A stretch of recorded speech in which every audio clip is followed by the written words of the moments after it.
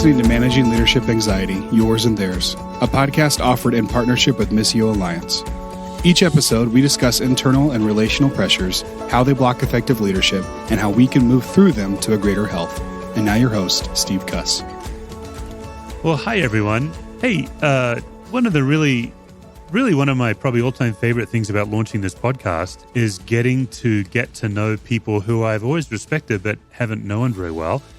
And today is my first ever returning guest, which I hope speaks to my level of respect and how much I learned from, the good Dr. Chuck Degroat. So welcome, Chuck. Thank you, Steve. Chuck had the, I think, very unfortunate timing of releasing, I would say, one of the most needed books in church leadership today, right as we all went into social isolation. I really felt for you because this book is so timely, where you talk in great detail about narcissism in church and in church leadership. So that's what we're going to kick into today. So I'll just have in the show notes, I'll have a link to the book. What I've said about you, Chuck, I guess I should say it to your face. I've said it to others. There's just a handful of people that if they're writing a book, I think we should be reading it. And your previous work, Wholehearted, is that way. And then I think this work on narcissism, I mean, unfortunately, it's timely, and unfortunately, you are uniquely qualified to lead us on it. So maybe let's just start by giving us some backstory for people who don't know. What made you feel a need to write this book? Well, if anyone out there read Wholeheartedness, this is almost the opposite of Wholeheartedness. Yeah, that's right. You know, yeah. I mean, and I do think, and I have said that Wholeheartedness is really the antidote in many ways to narcissism. But this was not a book that I set out to write or intended to write or thought, wow, I just can't wait to write a book on narcissism. It came out of really a 20-plus year journey of work, clinical work in the church. Began in my therapeutic practice, counseling couples, seeing narcissism show up in the church there. And then it continued on with pastors. That was the first piece for me that was alarming, to see narcissism in pastors, and then to begin doing psychological assessments with church planters and pastors more generally, and seeing narcissism show up really consistently, or at least what we call cluster B personality disorders in the DSM-5. This would be things like histrionic and borderline and narcissism, antisocial. That was disturbing. Then I started doing some consulting, and that's when folks said to me, I don't see one resource that sort of defines this and gives us resources. I see things here or there on spiritual abuse or psychological abuse, or maybe a more academic book on narcissism. But I was asked by some folks, would you write something? And I said no a bunch of times until I kind of relented. And it was a really tough book to write, honestly. It was not a joyful undertaking. Right. Well, and I think what was most helpful is there's obviously narcissistic personality disorder.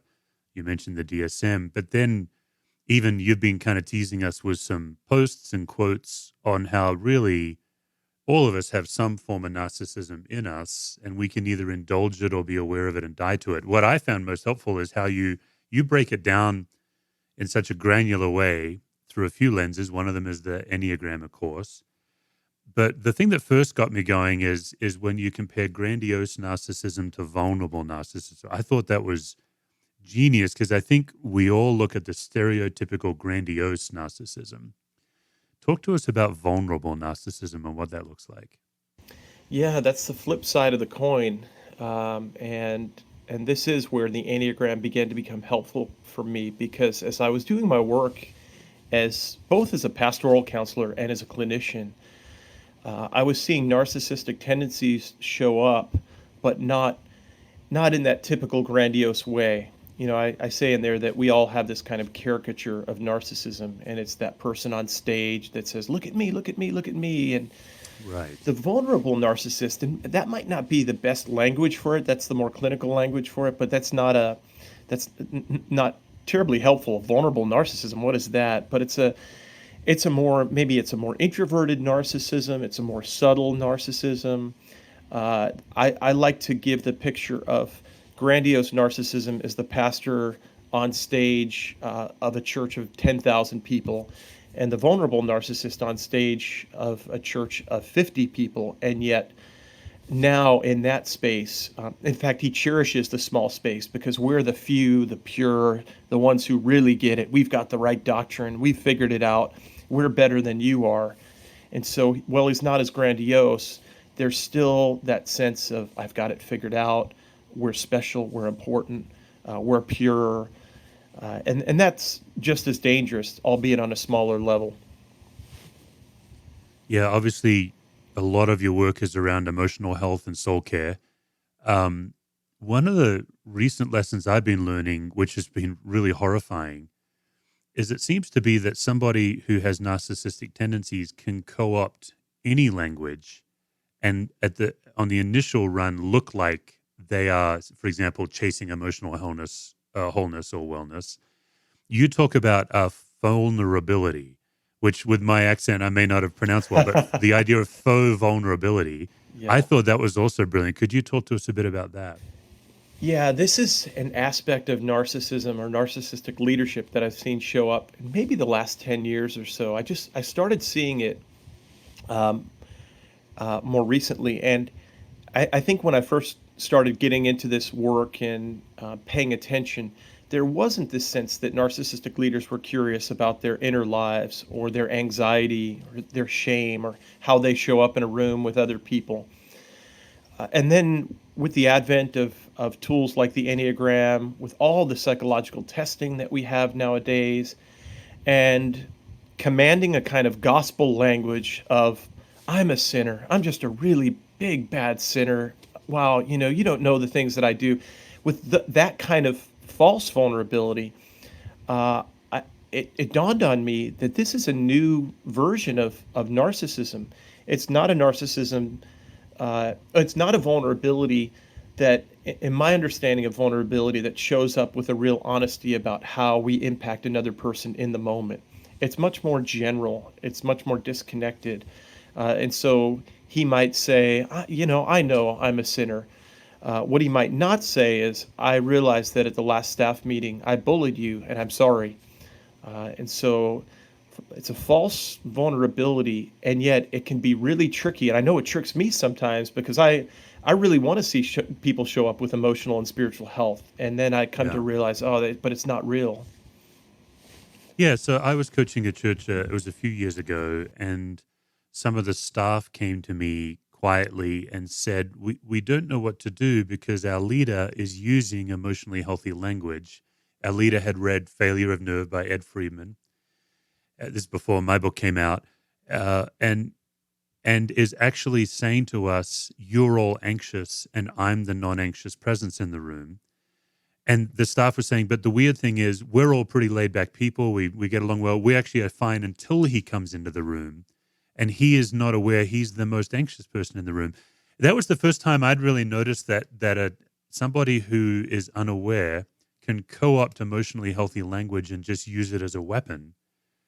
How would somebody tell then? Like, I think what you're saying to us, Chuck, is the differentiator is awareness of the impact of your behavior on others. Is it that simple? Yeah, I think that's a significant part of it. And I hate to say this, Steve, but it was like a month ago that I was working with a guy who actually used Managing Leadership Anxiety, your book, as a weapon. And as a weapon. Yeah. So, and I think that this is the sad thing. I mean, I think that might be another indicator of it, right? That they actually use these really significant, really important tools of emotional health as a weapon. Well, I'm okay. I manage my anxiety. How come you don't? How come I've got a stack of books on my table here, Steve Cuss's book and Pete Scazzero's and Chuck's and all these, and you don't, and so it's really, they use this to shame others. They may even use insight to shame others. And I think what you're getting at is really important. They're not quite aware of how they show up in the room, how they impact other people. They're certainly not aware of the buzzing anxiety within their own bodies. Yeah, we did this workshop right before the COVID virus locked everything down.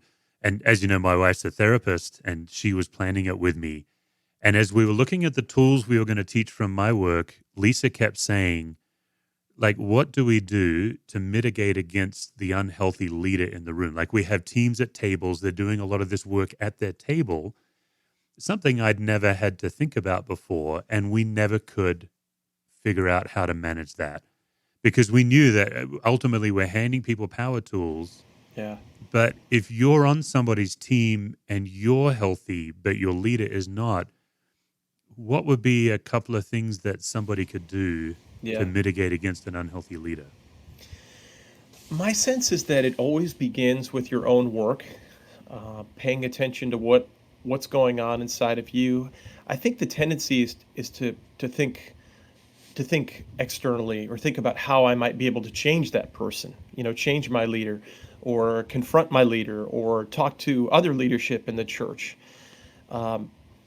And if you do that without first doing your own work, and I mean paying attention to how anxiety works itself out in your body, the role that you play in systems, how trauma works itself out in you, all those kinds of things, if you don't do that work, it could be potentially dangerous to you to jump into a situation where you're trying to help, but it might backfire on you. And so I think with a good therapist, a wise mentor who gets these dynamics, having the kinds of conversations that allow you to make that wise call. Well, maybe I need to step away. Maybe I actually need to step out of the system. But having someone who can help you understand how you show up, what might be healthy for you, how you engage in systems, I think is really important. Yeah, man. Obviously you have a lot of background in the Enneagram, and you bring all your Enneagram training into this book. Let's just talk about the head, heart, and gut. You actually break down narcissism on how it shows up for the heart type, the head type, and the gut type. So if this isn't too bulky a question in one, Chuck, maybe you could just say, okay, here's the heart type, here are the numbers connected to that, and here are some of the tendencies. That'd be fantastic. Yeah, so the heart types 2s, 3s, 4s, the head types 5s, 6s, 7s, and the gut types 8s, 9s, and 1s. And my sense is that, and this is not something that I came up with, I'm borrowing this wisdom from others, but that at the root of the heart types is shame and a real longing to be seen. And so, that Enneagram 3 achiever gets up on stage and says, "Will you see me? Will you notice me?" I think I as an Enneagram 4 feel some of that too. Do I belong? Will you understand me? The 2 gives to get, right? The Enneagram 2. That's how we meet deep core needs within ourselves. Whereas the 5s, 6s, and 7s are really motivated more by anxiety, and they're up in their heads trying to control their inner and outer worlds, I suspect, right? And so the 5 does it through intellectualism, staying up in his head, and the 6 through a kind of hypervigilance, making sure that they know all the contingencies, and the 7 tends to live in the future, is always planning the new thing, the new experience. Wow, that shows up with pastors all the time. I've got a new idea. I've got a bold new agenda. Here's a sermon series that we can do. But it's all coming out of a kind of buzzing anxiety. And then the 8s, 9s, and 1s, we know are there's a base anger there. The 8s are really self-protected. They were probably bullied in childhood. Now they've become the bullies. But there's a real sense of trying to right wrongs in the world, a sense of injustice. But that bullying, that could be really dangerous. Whereas the 9s, that looks a lot more like that vulnerable narcissism, more passive aggressive, more like a tiny little knife in your back versus a big knife in your back, but 1,000 of them. And whereas the 1 looks more like the perfectionist, and their anger is manifested through perfecting others, righting the wrongs of the world, which, of course, when that shows up in narcissistic forms, can be, you find yourself tiptoeing around folks like that who are always trying to tell you what you're doing wrong. So that's as brief as I could do it, Steve. Is that okay? Yeah, that's good. Yeah. It strikes me then as an Enneagram for yourself, writing a book on narcissism in the church, in a publishing age where the author is expected to do all the promotion now on your own book. You were in, and then that being released into an era where people are not really looking for more resources. They're trying to figure out their new reality. They're I exhausted. feel like you were in a total paradox.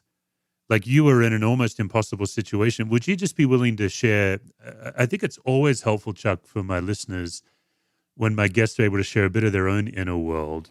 Yeah. What was going on inside of you as you're trying to promote humbly a book on narcissism Yeah. in a time when people are anxious? Yeah. So just to backtrack, the week before, I was teaching a class out at Fuller, and I was with maybe 15 pastors. And each day of the week, we were getting more anxious, more collectively anxious. And I was talking about conflict and anxiety and anxious systems and family systems, right? And here, the anxiety in the room was ramping up, and I was being told by my seminary that I would need to put classes online. And my launch team was up and running now for the book, which was supposed to release the Tuesday after I got home, right? And so there's a lot going on in my own body that I was trying to manage. I flew home with a mask on, and I was in go mode from there on out, feeling really responsible to the book, to the publisher, to the launch team. And I would say largely disconnected from the swirling anxiety in my own body, so that by late in the week after the launch and after some other things that happened in and around my dad's health, I was exhausted. And I crashed. After the adrenaline high, you crash. And it took a good few days until I got back into some meditative practices. Normally, I do contemplative prayer. I had to drop that to just do more what we call cataphatic in the spiritual tradition, cataphatic meditative kinds of practices, just to get back to a level place. And then I realized, oh, Chuck, all those burning questions of your Enneagram 4 with your really strong 3-wing were right there. Do you see me? Am I lost? Is my book lost in the midst of coronavirus? Was anyone paying attention? And that was motivating me, although I wasn't quite aware of that. Yeah. Man, oh man. All right, let's see where I'm at here. Okay, yeah, 2 more themes I'd love to explore. I think one of the gifts of your book and your work is you refuse to caricature the narcissist as anything less than fully human.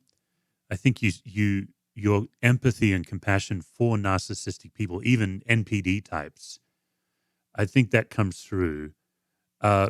Maybe you could just give us a taste for somebody who has been on the receiving end of, let's say, a full-blown NPD, narcissistic personality disorder.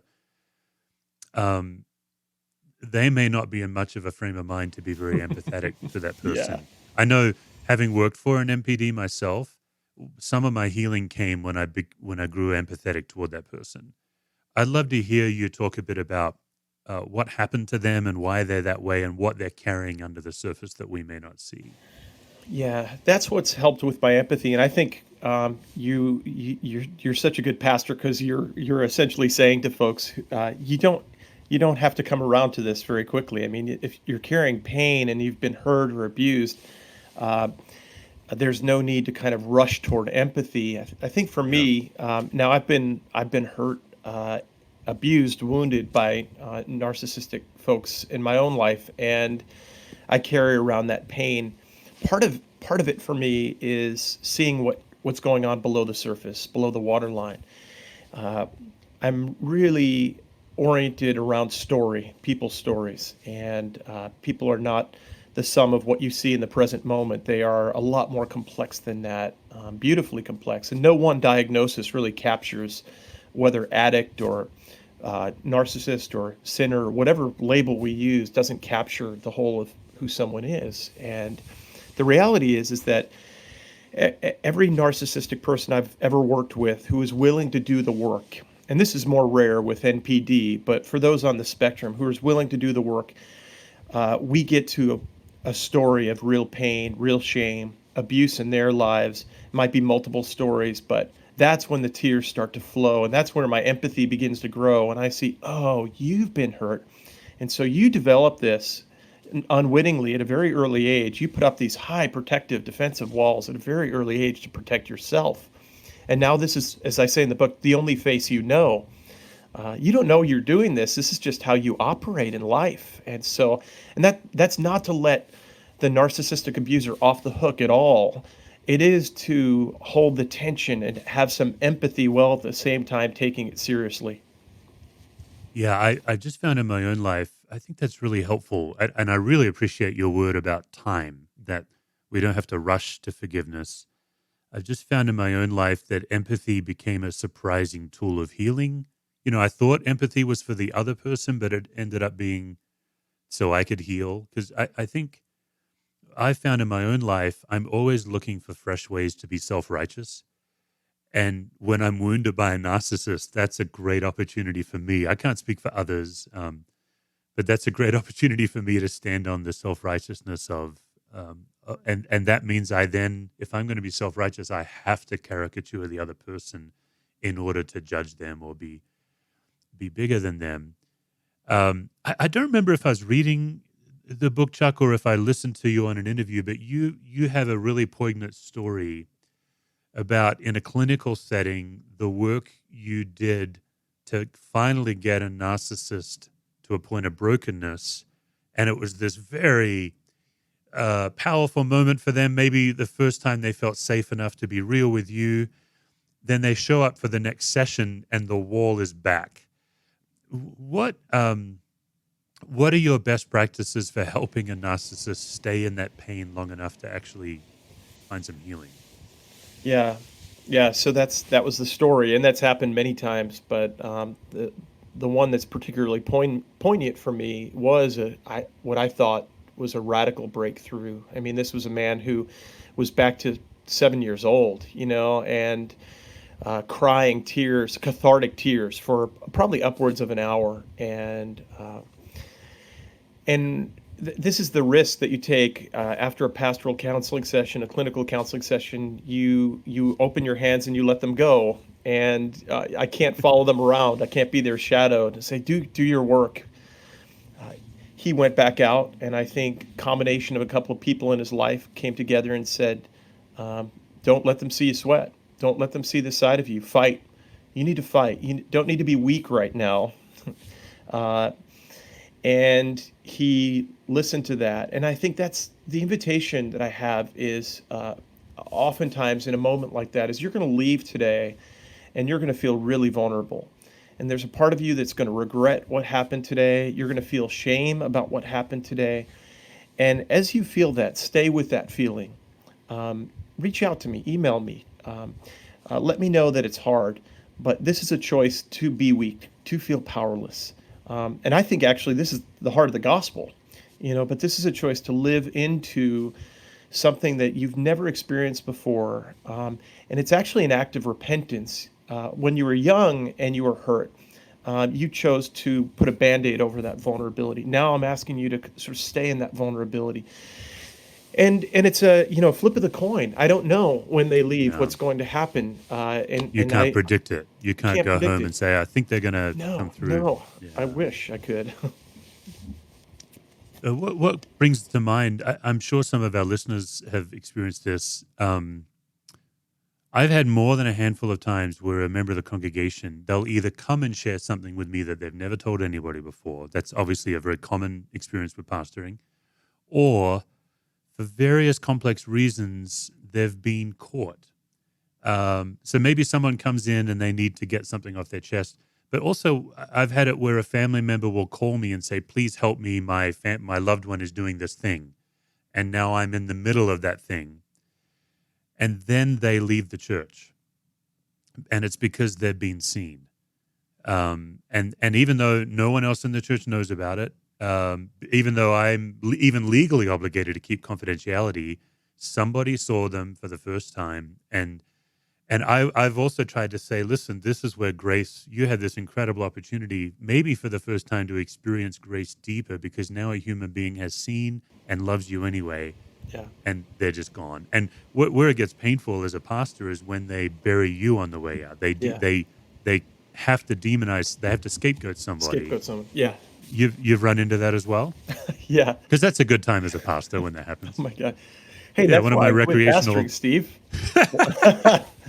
I mean, as I joke about it, I'm up in the booth now. I was on the field, but now I'm up in the booth just commenting on pastoring, as a seminary Right. prof. But yeah, I've experienced that in my work as a pastor in San Francisco and in Orlando, and I think it's one of those hardest moments, the hardest moments as a pastor when you've given yourself to this work, and you long for truth in the inmost being. You long for those moments for Yeah. where people come out of hiding, Yeah. and then like this moment we were talking about just a few minutes ago with this pastor. I remember when he came back in, being frightened of him and feeling like you're going to go scorched earth now, and I'm Oh, going to be right. your enemy, and I became his enemy.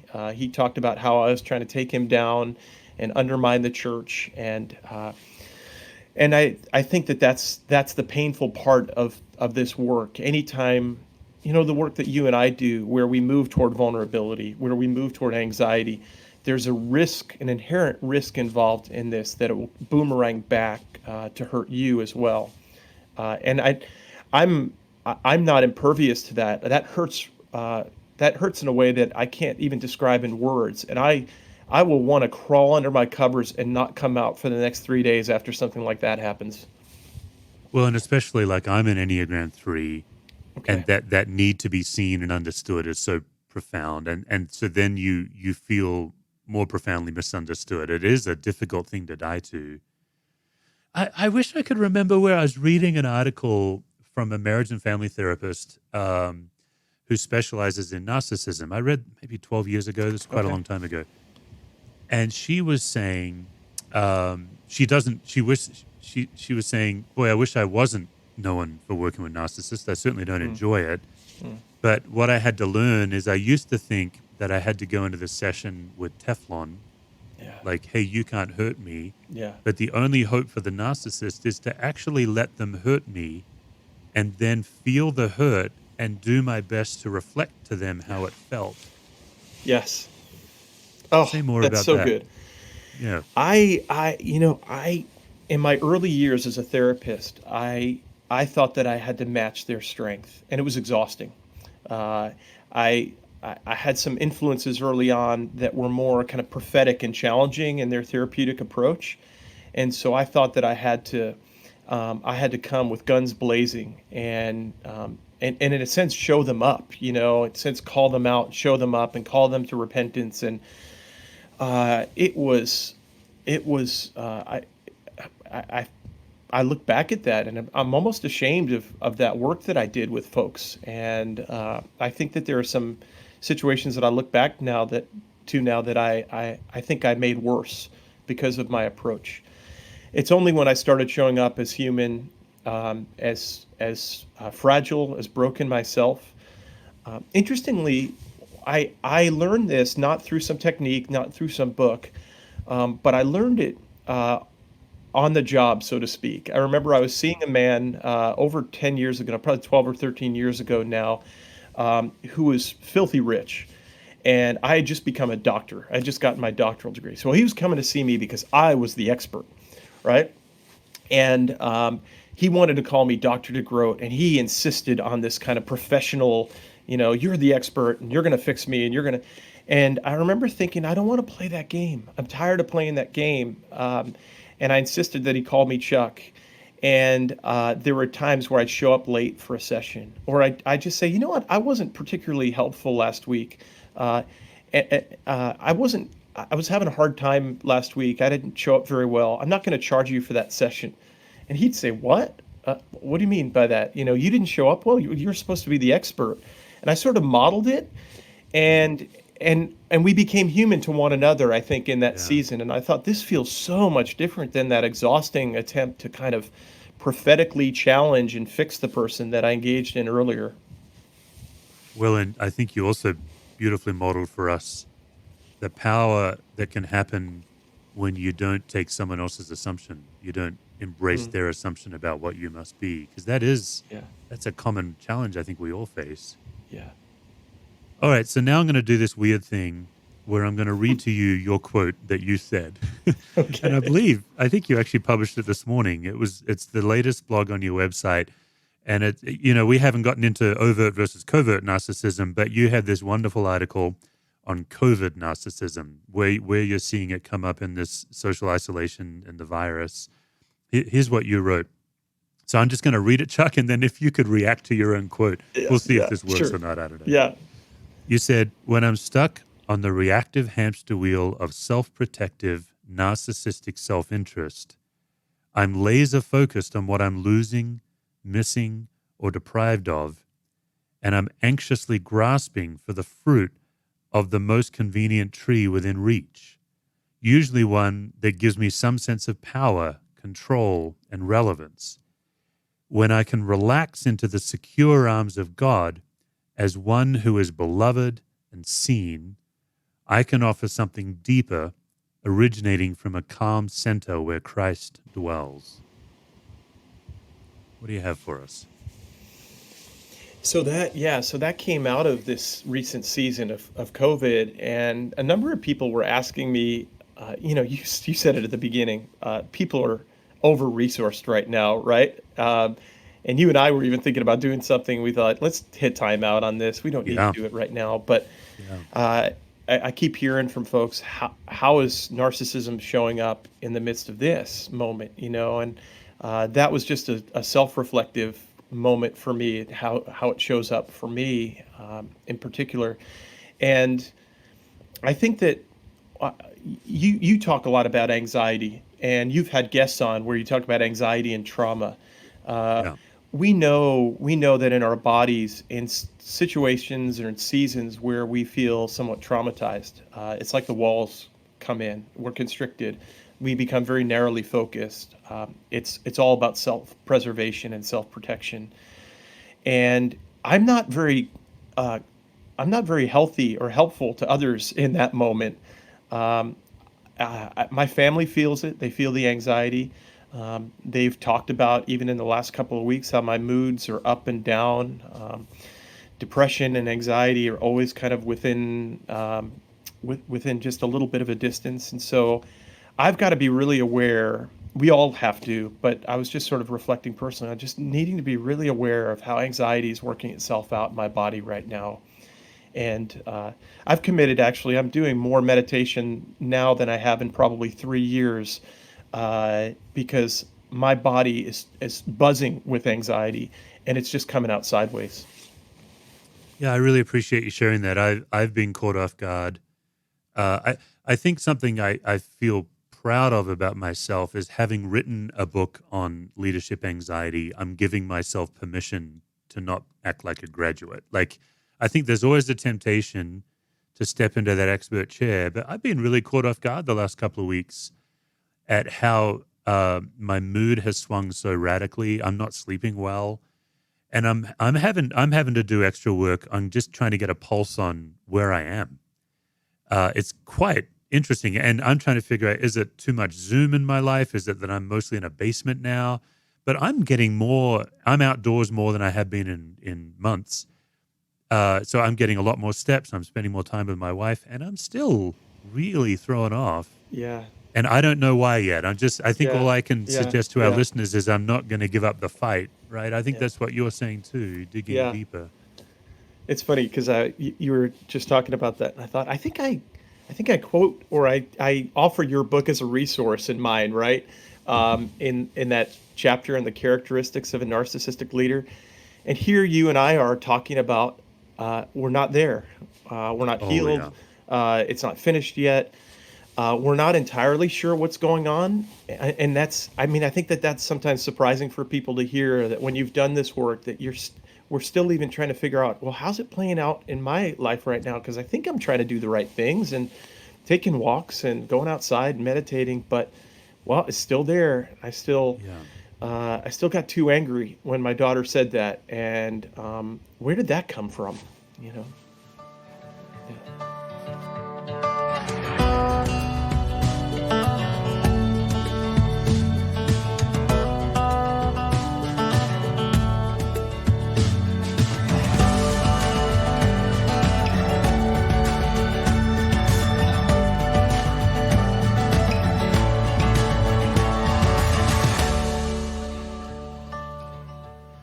Folks, I've heard from many of you that you're looking for a next step to interact with the tools that we discuss on this podcast. So starting in mid-May, I'm launching an interactive Zoom book club where we'll meet to discuss the tools and the concepts in my book, Managing Leadership Anxiety, Yours and Theirs. We'll meet for 6 sessions, and in each session, I'll present some content for a few minutes, including some fresh content that isn't in the book. And then I'll put you in a virtual Zoom room with just a few other folks where you'll have an opportunity to chat through some of the questions and the tools each week. Each session I'll also be available for a bunch of Q&A, and you'll also have access to a private discussion group during the week. I'm keeping it as affordable as I can, so $48 total gets you access to all 6 Zoom sessions. It also gets you a private group, and we'll also mail you a book for that price. For those who want it, we actually designed a custom high-end MLA journal. It's like a moleskin journal, and you can buy that too when you register for the Zoom. I'm going to keep the number of spaces limited. I want to make sure people have a good chance to interact. So if this is something you're interested in, just shoot me an email, steve@stevecusswords.com, or contact me through Twitter or Insta on @SteveCusswords. I'll have a registration link available soon, but I'm starting an interest list now. So if you're wanting to dig a bit deeper into the materials, or maybe you just need a kick in the butt to get to reading the book, you can join the Interactive Book Club and send me your info. Thanks, folks.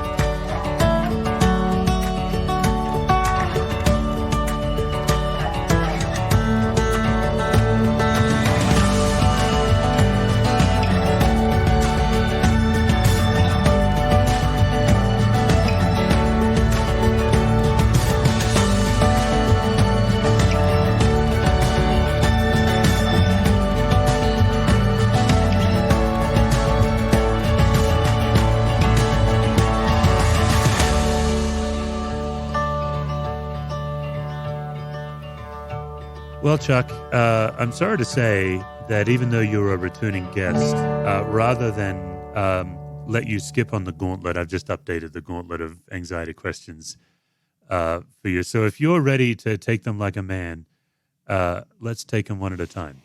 Let's do it, yeah. So, Chuck, a fresh set of Gauntlet Anxiety questions. Here's number 1. Just give us a couple of leadership situations that generate anxiety for you, when you just know if you're walking into this situation, you're going to be anxious. I think one of the main ones for me that I've seen over the last number of years that I haven't been leading a team, but I've just been simply a faculty member as a part of a larger faculty being led, is I'm not in control. And I want to think that I'm pretty omniscient, given all the tools that I have about systems and how all of our, we got family systems and Enneagram and internal family systems and all these tools. And I sit there and my body is still an anxious wreck. And because I'm not in charge, I can't say, hey, let's stop and process what's going on right now. So that when there's conflict, I hear a faculty member raise a voice, or I see someone pull back and become distant, that I'm not the person called to actually do that work in that moment. I'm not a consultant. I'm simply a member of the team. That makes me really anxious.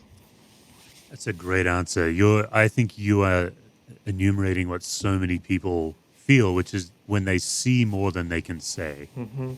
Like you see all this and you can see what's going on, but you're not, for whatever reason, in a hierarchical position to say it. Yes. That's a great answer. Yeah. Okay. I think we've covered this next one, but let's give it a whirl. Yeah. Who in your life knows that you're anxious before you know you're anxious? Oof. Wow.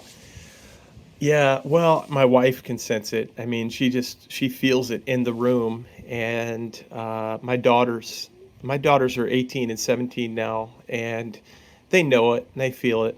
And as soon as they say it, I get defensive, of course, still, because I'm that mature. No, I'm not. I'm fine. But they sense it. That's the sign. Yeah, right. I fake a lot of people out. I look less anxious to colleagues than I really am, but my family feels it. Yeah, that's good. One of the gifts of family systems theory, as you know, the genogram work, understanding generational traits that you've inherited. Could you just give us one trait that you see as a real asset? Like you're a Degroat, and here's a Degroat trait that is just such a great asset in leadership, and then maybe give us a trait that's a liability. Yeah. Ooh, yeah. So I did my genogram work 20 years ago now, 22 years ago, right? And this work is so painful. Yes, it is. And I'm a 4, so I look for all the bad traits. But I think one of the important ones comes from my dad. My dad might be more avoidant than I wish, but my dad was a steady presence in the best sense of the word. He was kind of in the best sense, a rock. Not perfect, but and that was, I think, a kind of a Degroat trait that he brought. My dad's family is from the Midwest, and I grew up on Long Island.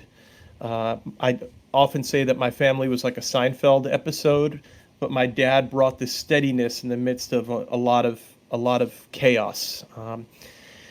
Yeah, at the same time, there was generational anxiety and anger in my family, chaos, and that's a word that I remember showing up on my genogram that many years ago. Chaos, just looking at. Even though people's lives seem orderly on the outside, the emotional relationships are really volatile. And one of the things I realized early on in my marriage, and one of the things that prompted me actually to begin doing my own work about 3 or 4 years in, was my own volatility showing up in my marriage, and my wife saying, "But where does this come from? You seem pretty normal, Yeah. but then you just get way out of sorts." Yeah. Yeah, great. Thank you. Would you be willing to tell us about a recent mistake you made and how you recovered from it? Oh, yeah. Well, there's a lot to choose from. Um, I tell you, one of my principles is wherever I've worked over the last number of years has been people are free to come to me and tell me how they experience me. And when I say that to folks, most of the time they'll say, "Well, oh, you're a counselor, you're fine, you're never going to do that." And I'll say, "Just wait, you'll see." And I had a student come to me a few weeks ago before all this COVID stuff, and came up to my office kind of meekly and said, "Hey, can I take you up on your offer to tell you how I experience you?" And he said, "You have been very distant lately. And I noticed that when you come down the stairs from your office and you walk across the floor of what we call the atrium at the seminary, you're walking at like 100 miles an hour. And you're going to get your coffee and you're going back. And it's like everything about your body language says, don't interact with me. And I don't know how to connect with you right now. So I figured I'd come up and tell you."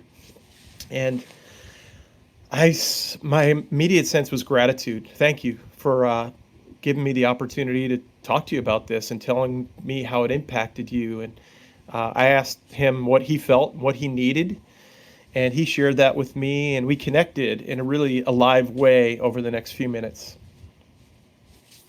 I love it. Thank you. Yeah. We've got 2 more questions. I'm confident we're going to make it. I think one of the greatest sources of anxiety for a leader is when you don't know what to do, but you have to do something. Mm-hmm. Boy, is this ever a time to pay attention to that. Yeah. Chuck, when you don't know what to do, could you just give us a sense of your self-talk? What's going on in you when you don't know what to do? Yeah, so my self-talk goes somewhere to you don't have anything to offer. You've never had anything to offer. Even if you try, you'll miss the mark. I think, just to talk a little Enneagram again, I think one of the things that was so helpful to me a few years ago about the Enneagram 4 is the 4 feels like he or she didn't get the instruction manual to life. And so I just don't know how to show up. And so I feel stupid. I feel like a fraud. I feel like I don't have anything to offer in those seasons. Funny thing is I can make it up. learned that's maybe my three wing. I learned to make it up early on to make people think that I knew what I was doing, but still the narrative operates in the background. You don't know what you're doing. Just check out, just jettison, just quit, just go away. Yeah. Okay. All right. The final question has become one of my favorites. Just where John casts this vision in his book that perfect love casts out all fear. And I've been continuing, even after the book came out, continuing to work on crafting a theology of anxiety. Wow. How does anxiety show up spiritually, and then how can it be displaced by the gospel? And one of my theses I'm working on is that you can't be in the grip of chronic anxiety and in the grip of unconditional love at the same time. One displaces the other. Yeah. So to that end, when in your life do you feel most fully and completely loved? Yeah. Oh, that's so good. I feel loved by my family. I feel loved by friends, but if I'm honest, it's been through the practice of contemplative prayer, which began in seed form many, many years ago, reading Henry Nouwen, I think was the first one who, the first writer who convinced me that I was the beloved. It kind of got through the cracks somehow, because I resisted that. And I think there are these times, and I'm not in any way very good at contemplative prayer, and I don't experience this regularly, but sometimes there are breakthroughs of such extraordinary love that in my body, in my being, in my physiology, in my neurobiology, deep down to the depths, I can feel it. And there's a sense in that moment of what I call wholeheartedness, that I'm okay right now. 5 minutes from now, I'd probably be a nervous wreck again, but in that space, there's no room for anxiety. So, boy, that's a great question. And to my mind, you can't write that book soon enough. I want to hear your reflections on it. I really like that answer because for two reasons. One is I think you cast a vision that being flooded with the unconditional love of God all through your body, you only need about 30 seconds of it to get through a lot of life. Yeah, that's right. Like you just mentioned, maybe 5 minutes later I won't feel that way, but that's been my experience too, is these momentary encounters really out-punch their weight. Yeah. The other thing I love, Chuck, is you actually have built a video course for people on contemplative prayer. Yeah. I do just want to point out for our listeners, I think we all are having to dig deeper than we've been digging to get through this season.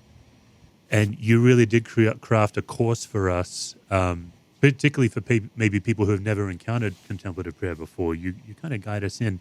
Yeah. Where can people access that course? Yeah, so my website is chuckdegroat.net. You can find it there, or the course is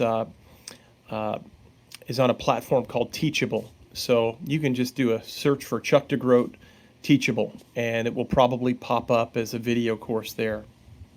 Great. Yeah, so I'm going to make sure there's a link to that too in the show notes, because well worth checking. If I recall, it's been a while since I've looked at it. I think you have a sample course for people to get their the first video is free, and there are resources in there. And it's an introductory, and it's not, this was my first shot at doing a video course. In the first video, it's really funny. As I'm doing the video, a spider kind of comes down from the ceiling and is right next to me. And my wife was like, "Aren't you going to edit that out or redo it?" And I said, "No, that's just perfect. That just feels like the distractions that come in the midst of us trying to do this work." So it's kind of fun. That's awesome. Yeah. Chuck, you and I were supposed to get together next month. Yes. I've really been mourning that we're not doing that, but I'm looking forward to later on when we can connect in person. Yeah. I was looking forward to that too. Meeting you, meeting your wife, getting to know you better. But this has been so fun. It's been such a privilege getting to know you, Steve, and thank you. Yeah, thanks for coming on the show. For more resources, visit stevecusswords.com or missioalliance.org.